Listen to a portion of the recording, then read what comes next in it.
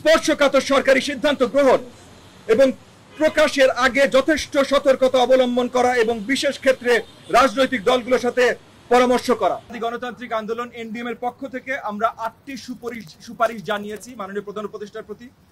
মাননীয় প্রধান উপদেষ্টা শুরুতেই আমাদেরকে যেটা জানিয়েছেন, খুব আন্তরিকভাবে জানিয়েছেন যে এখন চলমান দেশের ভেতরে যে অস্থিতিশীল অবস্থা তৈরি হয়েছে, এটাতে পরিষ্কারভাবে উনি দোষারোপ করছেন বিগত দিনের স্বৈরাচারী সরকারের যে দোসররা রয়ে গেছিলেন তাদেরকে, এবং এই সমস্যাগুলোর সমাধান কিভাবে করা যেতে পারে সেগুলো নিয়ে উনি আমাদের সাথে আজকে বসতে চেয়েছিলেন এবং সেই আঙ্গিকে এনডিএম থেকে আমরা 8টি সমাধান ওনাকে জানিয়েছি।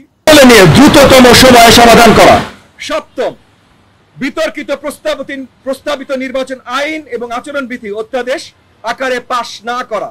অষ্টম এবং শেষ, স্পর্শকাতর সরকারি সিদ্ধান্ত গ্রহণ এবং প্রকাশের আগে বান্ডেল থাকলে প্রতি সেনমানিতে টাকা বাঁচবে। বিকাশ সেনমানি বান্ডেল কিনে জিতুন প্রতি লেনদেনে।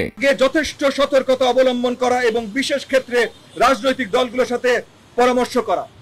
এই 8টি প্রপোজাল, এই 8টি আবেদন সরকারকে জানানোর পর মাননীয় প্রধান উপদেষ্টা পরিষ্কারভাবে আমাদেরকে জানান যে আগামী অল্প কয়েকদিনের ভেতরে, এবং উনি ইঙ্গিত দেন যে জুলাই সনদের সাথে নির্বাচন কবে হবে, প্রক্রিয়া কি হবে, এগুলোর পরিষ্কার অফিসিয়াল ব্রিফিং উনার তরফ থেকে আমাদের জন্য এবং জাতির জন্য পরিষ্কার করে জানানো হবে।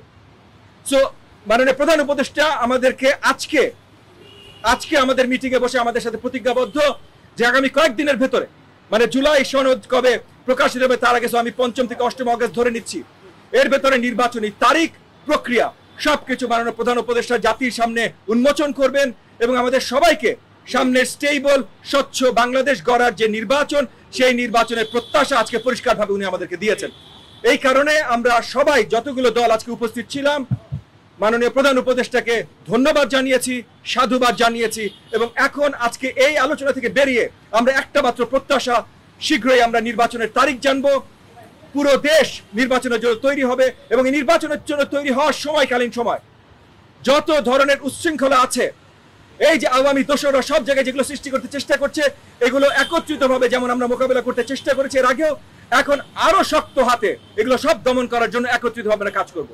আপনাদের সকলকে ধন্যবাদ। আপনাদের কারো কোনো প্রশ্ন থাকলে আপনারা করতে পারেন। দ্রুত আজকে কি কি বিষয়ে আলোচনা হয়েছে? জি, আমি প্রথমে এটাই পরিষ্কার করেছি, আজকে আলোচনা হয়েছে যে কারেন্ট যে সমস্যাগুলোর সম্মুখীন দেশ জাতি হচ্ছে, আইন শৃঙ্খলা বাহিনী থেকে অপপ্রচার, এগুলো কারা করছে, এগুলো কিভাবে আমরা দমন করতে পারি, সেগুলো নিয়ে আমাদের কাছে সহযোগিতা চেয়েছেন এবং আমাদের কাছে আমাদের আইডিয়াস প্রপোজালস চেয়েছেন। সেই জায়গা থেকে এনডিএম 8টি প্রপোজাল আজকে মাননীয় প্রধান উপদেষ্টাকে প্রদান করেছেন।